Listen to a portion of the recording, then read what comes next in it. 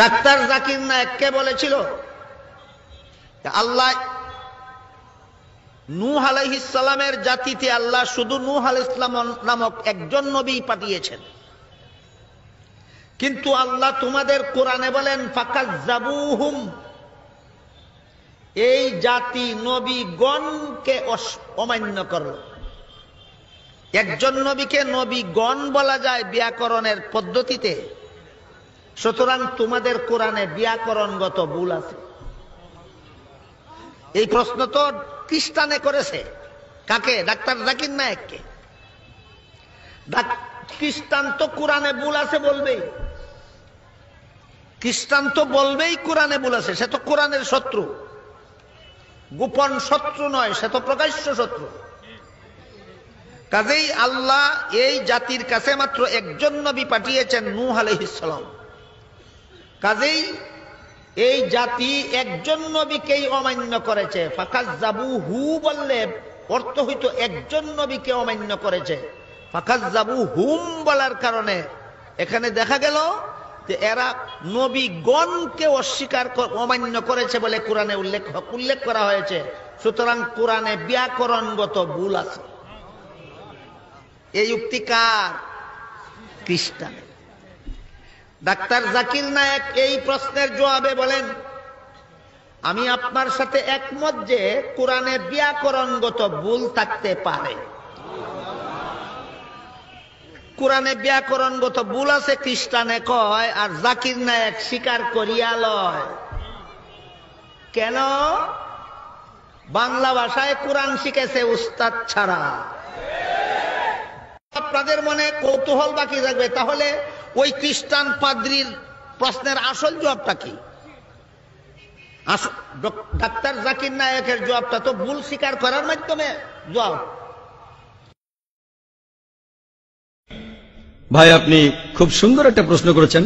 আমি আরেকটু সহযোগিতা করতে চাই যে হ্যাঁ, আপনি সবগুলো ব্যাকরণগত ভুলের কথাই বলেন। আর আপনার হাতের বইটা লিখেছেন আব্দুল ফাদি। আব্দুল ফাদি ঠিক, ইজ দ্য কোরআন ইনফেলেবল। আমিও দেখতে পাচ্ছি, হ্যাঁ আলহামদুলিল্লাহ, আমি ভালোই দেখতে পাই।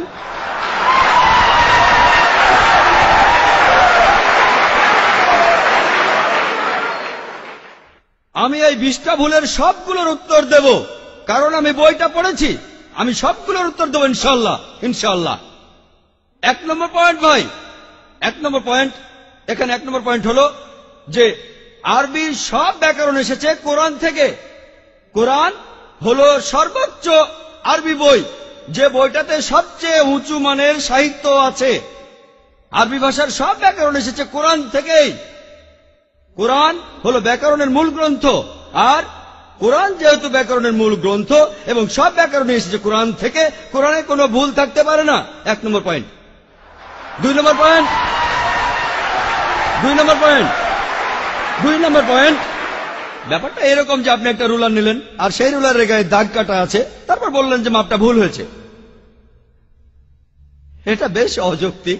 2 নম্বর পয়েন্ট, আরবে বিভিন্ন আলাদা আলাদা গোত্রে, আপনি যদি আরবি জানেন, আর ডক্টর উইলিয়াম ক্যাম্বেল আমার সাথে একমত হবেন যে আরবের গোত্রগুলোর মধ্যে ব্যাকরণ মাঝে মধ্যে বদলে যায়। কিছু কিছু আরবীয় গোত্রে যে শব্দটা স্ত্রীবাচক, অন্য আরেক গোত্রে সেটাই পুরুষবাচক।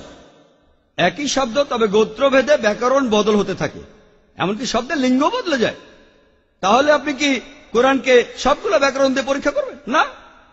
আর এছাড়াও কোরআনের ভাষা এত উঁচু মানের, এতই উঁচু মানের, এর কাছাকাছি কোনো সাহিত্য নেই। আর কোরআনের বিরুদ্ধে অনেক বই আছে, ইন্টারনেটে গেলে দেখবেন 12টা ব্যাকরণের ভুল, 21টা ব্যাকরণের ভুল। আব্দুল ফাদি 20টা ব্যাকরণের ভুল। আপনাদের কি ধারণা খ্রিস্টানরা এই ভুলগুলো বের করেছে? কারাই ভুল বের করেছে? জানেন কারা করেছে? মুসলমানরাই।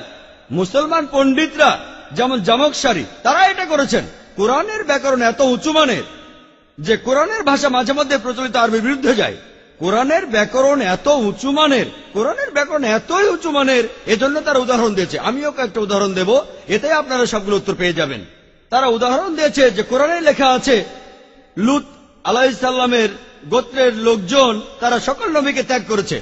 বলা আছে সব নবীকে তারা বর্জন করেছে। ডক্টর উইলিয়াম ক্যাম্বেল বললেন যে নূহ নবীর গোত্রের লোকজন তারা নবীদের ত্যাগ করেছে, আমরা ইতিহাস থেকে জানি যে মাত্র একজন নবীকে তাদের কাছে পাঠানো হয়েছিল। তাহলে এখানেও ব্যাকরণের ভুল আছে। কোরআনে বলা উচিত ছিল একজন নবীর কথা, বহুবচন না।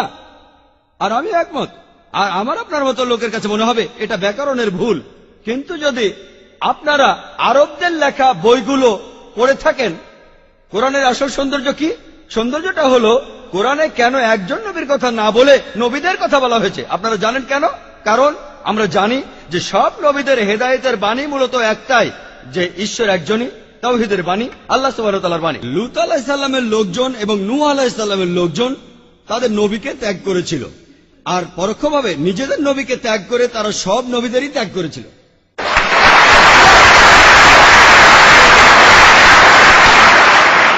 সৌন্দর্যটা দেখেন, ভাষার অলংকার দেখেন, আলহামদুলিল্লাহ।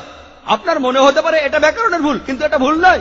একইভাবে নূর সারওয়ার নামে একজন বলেছেন যে কোরআন বলছে কুন ফা ইয়াকুন, হ বললে হয়ে যায়।